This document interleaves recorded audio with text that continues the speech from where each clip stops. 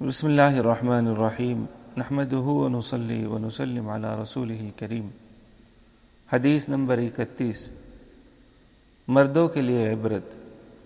مداحنی سے روایت ہے کہ حضرت علی رضی اللہ عنہ نے فرمایا کہ آدمی اپنے گھر کا سربراہ نہیں بنتا جب تک کہ وہ ایسا ہو نہ جائے کہ نہ اس کی پرواہ ہے کہ اس نے کیسا لباس پہن لیا، اور نہ اس کا خیال رہے کہ بھوک کی آگ کس چیز سے بجھائی۔ فائدہ: جو لوگ اپنی تن پروری و تن آرائی میں رہ کر گھر والوں سے بے پرواہ رہتے ہیں وہ اس سے عبرت پکڑیں۔ حدیث نمبر 32، بی بی کا حق۔ حکیم بن معاویہ اپنے باپ سے روایت کرتے ہیں کہ میں نے عرض کیا، یا رسول اللہ صلی اللہ علیہ وسلم، ہم پر ہماری بیوی کا کیا حق ہے؟ آپ نے فرمایا کہ وہ حق یہ ہے کہ جب تو کھانا کھاوے تو اس کو بھی کھلاوے، اور جب تو کپڑا پہنے اس کو بھی پہناوے، اور اس کے منہ پر نہ مارے، اور بول چار گھر ہی میں رہ کر چھوڑ دی جائے۔ روایت کیا اس کو احمد، ابو داود اور ابن ماجہ نے۔ فائدہ: اگر اس سے روٹھے تو گھر سے باہر نہ جاوے۔ حدیث نمبر 34، مومن مرد کو صبر کرنے کی تلقین۔ حضرت ابو ہریرہ رضی اللہ عنہ سے روایت ہے کہ مومن مرد کو مومن عورت سے یعنی اپنی بیوی سے بغض نہ رکھنا چاہیے، کیونکہ اگر اس کی ایک عادت کو ناپسند رکھے گا تو دوسری کو ضرور پسند کرے گا۔ روایت کیا اس کو مسلم نے۔ فائدہ: یہ سوچ کر صبر کرے۔ حدیث نمبر 34، بچے مرنے پر ثواب۔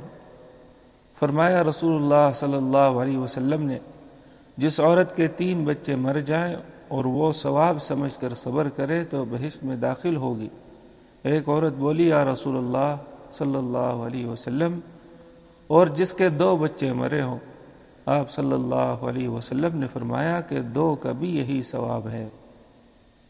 حدیث نمبر 35، ایک روایت میں ہے کہ ایک صحابی نے ایک بچہ مرنے کو پوچھا، آپ نے اس میں بھی بڑا ثواب بتلایا۔ حدیث نمبر 36، اور فرمایا رسول اللہ صلی اللہ علیہ وسلم نے کہ جو حمل گر جاوے وہ بھی اپنی ماں کو گھسیٹ کر بہشت میں لے جاوے گا، جبکہ ثواب سمجھ کر صبر کرے۔ حدیث نمبر 37، سب سے اچھا خزانہ۔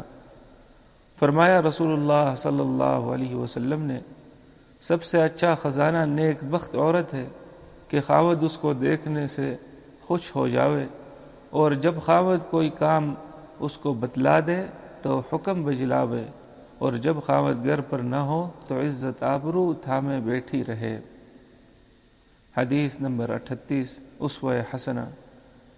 نبی صلی اللہ علیہ وسلم جب خلوت میں جاتے اپنی بیویوں کے پاس بہت نرم مزاج ہوتے تھے، سب لوگوں سے اور بخشش والے سب سے بہت ہنستے، بہت مسکراتے تھے۔ حدیث نمبر 39، بیوی کی نزدیکی میں ثواب۔ فرمایا رسول اللہ صلی اللہ علیہ وسلم نے، اے مرد، تیرے لیے اپنی بیوی کی نزدیکی میں ثواب ہے۔ حدیث نمبر 40، احترام و رعایت۔ حجۃ الوداع میں جن اونٹوں پر عورتیں سوار تھیں ان کو تیز چلانے سے یہ فرما کر حضور صلی اللہ علیہ وسلم نے روکا کہ شیشے ہیں، عورتوں کی نزاکت کی طرف اشارہ ہے، آہستہ چلاؤ۔ سبحان اللہ و بحمدہ، سبحانک اللہم و بحمدک، اشہد ان لا الہ الا انت، استغفرک و اتوب الیک۔